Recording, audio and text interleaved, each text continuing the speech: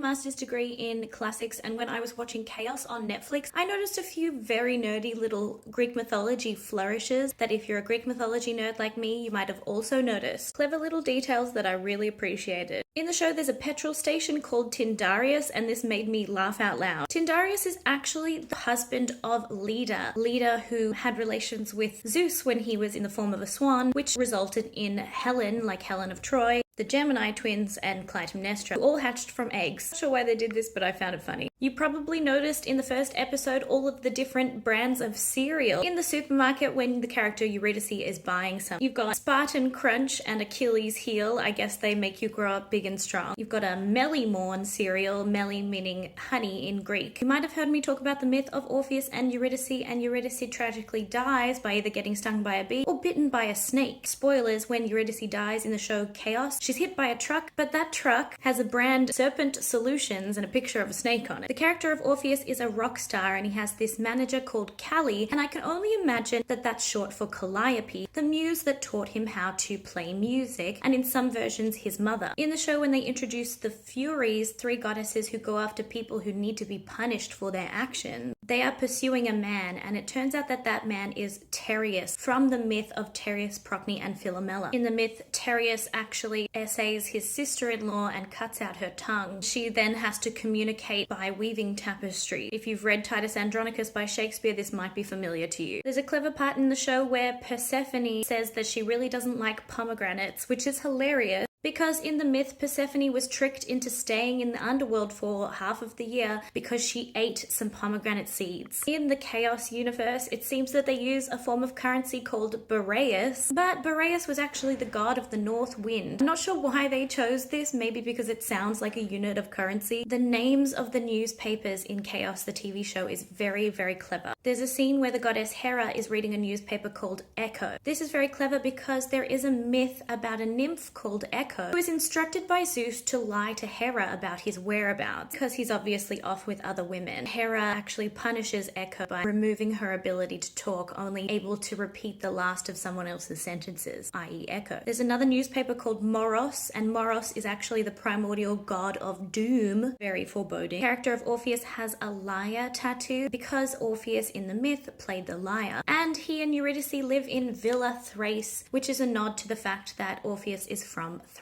The TV show gives the Fates and the Furies accurate mythological names, which I like. However, calling them Fates and Furies actually the Roman versions of the goddesses. They would actually be called the Moirae and the Erinyes in Greek. We have in the show quite a horrible character called Hippolyta, and she is of course an Amazon. Hippolyta in Greek mythology was actually the queen of the Amazons at one time. You might have noticed that the character in the TV show actually has one of her breasts removed. This, I'm sure, was included because of the belief that Amazons used to actually remove one breast in order to be better archers. There are, however, no artistic representations of this from antiquity. You probably noticed all of the little dogs in the underworld that had 3 heads. This is of course a nod to Cerberus, the 3-headed dog of the underworld. But did you know in Greek mythology there also existed 2-headed dogs? In the show, the character Daedalus works for President Minos, who is obviously supposed to be King Minos of Crete, who is married to Pasiphae and has a daughter Ariadne. In the mythology, Daedalus was an Athenian who actually worked for the Cretan royal family as a kind of inventor. One thing that they didn't put in the show that I totally think they should have was that when Poseidon was insulted by King Minos for not sacrificing a very sacred bull to him, Poseidon made Pasiphae fall in love with that bull, and then Pasiphae made Daedalus make her a cow suit so she could procreate with the bull. Hence, the Minotaur was born. It is for this reason that King Minos kind of forces Daedalus to create the labyrinth, and Daedalus, who is kind of kept as a prisoner in Crete, tries to escape Crete by creating the wings made of feathers and wax